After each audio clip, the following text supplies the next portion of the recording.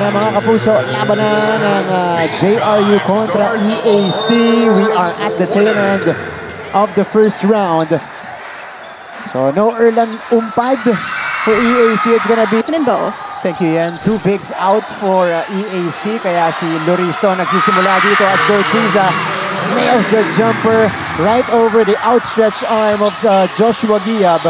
Sa kabila naman, Ramos Medina out for the Heavy Bombers. But narinig natin yung perspective ng dalawang coaches natin doon, Big Po. EAC recognizing that if they want to be in the Final Four, if they want to be in the conversation, they gotta rack up the wins. They need to start winning. Kasi nga, they're at the bottom of our standing at 7 and 9. Ito si Sidney Mosqueda.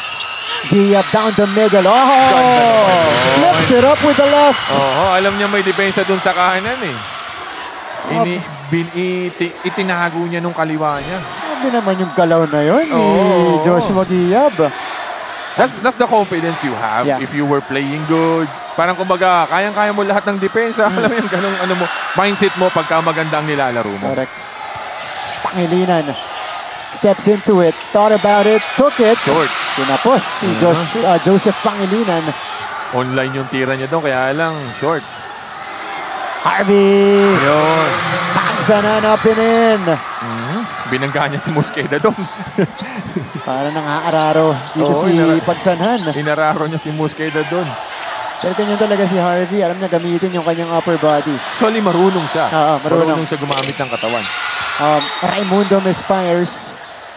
And it goes back to EAC. Erlan Umpad will make an early entry. Papalitan si Jello Loristo. Ito muna yung face-up jumper ni King Gortiza. But on the other side, Giab with a flip shot right here. High off the glass. And then countered quickly by the rampaging Harvey Pagsanhan. Abante ng isa ang EAC early goings of this game.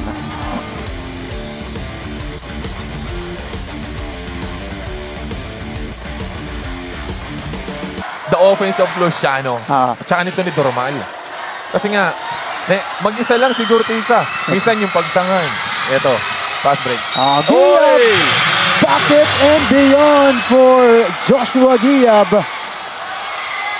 And he does it in transition right over Erlan Umpad. Wasn't bothered. Kita niya trailing si Umpad eh. Kung dito sa kabila yun, aabutin ni Umpad. Pero kinuha niya dun sa kabila. Nag-try si Umpad na yung supporting cast ang wala. You need that second and third double-digit scorers, no? Para makatulong. Wow! Lance Benitez.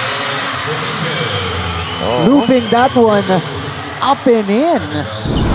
Nag-fumble na yun eh. Ganda nung spine niya, pinilit, nag-fumble. Bumagsak sa kanya. Ayun.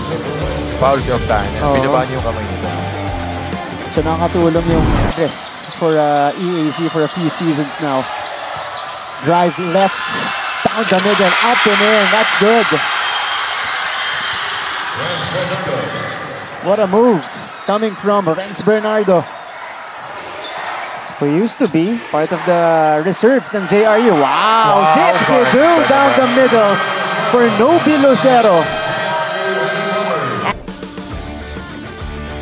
Balik sa ating laban, kakapasok lang, Renz Bernardo driving down the lane. But on the other side, the cutting Nobi Lucero. Bumali! Kita mo naman, smooth finish for Lucero to count it 1 out of 2 for Garcia. Paolo Bagay takes it straight to the cup. Bagay was off a solid game as well. He was in double figures with 11 points against LPU. So that's a good start for him. 14-13. Pangapanaan. Garcia, pull up, difficult take, but he makes it. Kahit gaano kahirap, muntik na yun. Oftana. Tingnan mo kung paano dumipensa itong JRU. Talagang nasa harap eh, hard nose eh. Pero sabi ni Gortiza, kahit gaano kayo katindi dumipensa, titirahan ko kayo. And EAC takes back the lead. Teka, sabi na EAC, last touchdown ng JRU. Look at the handoff here. Gortiza after the sticky defense, nakahanap siya ng puwang doon. Yun ang problema mo. If you were a defender of Gortiza, you can go under on him. It's always go over for you to have a chance of hindi man blocking his shot. Yeah. At least tumira si Gortiza, nandun ka pa rin. Tignan natin to, Big Bo. Yeah. But they have a case. On the dribble, Gortiza tapped it, pero last touch itong hindi dito makikita. Hindi makikita dito. Ayun na. It's his second basket so far. Giab against the double. Ipinilit. Pero pumasok para kay Joshua Giab. They keep on running that post-up play for Giab. And it's been a back and forth battle so far. Gortiza, Luciano against the trees. Luciano somehow able to put it in. Kung kanina nagawa ni Giab yung tira niya, ito si Luciano naman. And EAC with their biggest lead so far. That's just 4 points, but they'll take it. Bernardo connects. Down the hatch for Renz Bernardo. Ganda. De Jesus sends it out. All day. He makes them pay. Renz Bernardo now with 8 points off the bench. Good find para dito kay De Jesus. Dun sa corner kay Bernardo. Chavo misfires. JRU back in the front. This is now a 7-0 spurt for JRU. Dadagdagan nila outlet. Garcia, napakagat. Garcia puts it up and in. Ganda ng shot pen ni Garcia doon. Nakita niyang aabutin siya ni Gortiza. Shot fake. Tumalon si Gortiza. Basket. And now JRU establishes their biggest lead so far. 30-25. Biggest lead at 5. Kanina kakasabi ko lang, biggest lead ng EAC ngayon. Napikit lang tayo. Ito, JC Luciano. Pinutol agad ni Luciano doon. Kanina tumira siya ng 3. Medyo offline. The screen. Sa Montanes. Ganda ng pasa. Yeah. Nakalusot. Benitez taking care of business. Nakalusot. Nandun may depensa doon. Nandun si Doromal. Nakatalikod lang talaga si Doromal. Dinampot sa likod. Gortiza backs it home. Riding off the back neto ni JC Luciano. Bang silang dalawa. Hindi mo pwedeng tawagan ng foul kasi silang dalawa yung nagbanggaan MJ now, or Giab here. Head on a swivel, gets it to Benitez, who just scored earlier off a seal. Ito, poste na naman kay Giab. One-legged fadeaway, soft touch for Joshua Giab. Alam niyang ika-crowd siya Kasi Hira pa itong si Sean. Here's the trap. Here's the pressure. Duraman at the half court. Surveys. Ball is deflected. Ball is tapped. It ends up with Benitez, who goes all the way. Kita mo naman yung depensa ng JRU doon. Talagang they were hounding Doromal on that one. Tapos, traveling. Angeles is called for steps. Kaya ang bilis din ng Tingnan mo yung depensa ni Bernardo doon. Natapik ni Luciano pero napunta dito. Grabe yung ball pressure. Pagdating sa tira sa labas. Kita mo talaga. Nobi Lucero flips it up and in. He's even asking for the foul dito kay Giab. And just like that, EAC is back in front. Benitez inside. Hindi nakabawi. Isa pa. Wala pa rin. Raimundo. No. Giab finally for JRU. Can you imagine 3 attempts para dito sa JR their offense? Talagang inuubos nila yung shot clock. Toro, Raimundo. Yes! MJ Raimundo with a long 2. Is it a long 2? Off the inbound. Mintes mula kay Raimundo. Giab follows it up. Giab now with 13 points. That is his 4th. Here is MJ Raimundo. Sean, denied by Gortiza. Gortiza taps it forward. Lucero, bounce, Bagay, takes it straight to the cup. Binigay na ni Lucero doon. Kanina pa siya nagmimintis. Ang dami niyang free shot pero malalakas yung bitaw niya. Yeah. On that instance, binigay niya na doon kay Bagay. Ikaw naman. Kanina pa ako eh. Sumut. Oh. Ganda nung hanap. Nabitawan lang. That's Diba? big to big. Oh. That's why they keep on looking for Giap at the post. Kasi nga, he decides better. Yeah. Ito yung sa palpal ni Gurtiza on one end. It's perfect recovery for Ito King. naman yung, sige, sabi ni Lucero, ikaw na muna. Kanina pa ako eh. Kaya nilabas muna siya ni Coach Gerson. Tip short. Ito na si King Gurtiza. King! Yes! CAC is back within one. Sinarili na ni Gurtiza doon. Akin na to. It's better to involve the crowd itself kesa magtatatambul ka dyan. Oh. Kinal connects.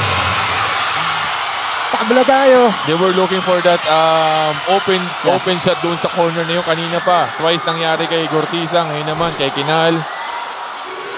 45 all. Only the fourth deadlock of the game. Sarmiento nakakapasok lang kani-kanina. Nakuha niya ulit. Oh, Diba? that's a foul. Kuha na nila yung bola. Nagkakaroon pa itong JRU ng chance. Ito yung corner shot dapat ni Kinal. Tumalon yung defender. Matic. That one was put in by JRU. Sarmiento. Barrera, the one-hander. Barrera puts it in. Instant offense between the clocks. Talagang hindi nila binibigyan ng puwang itong si Kinal. Ayun na naman si Bagay. Bagay with a flex afterwards. Balik ang abante sa Jello Loristo. Pinaupo muna dahil apat na yung kanyang foul.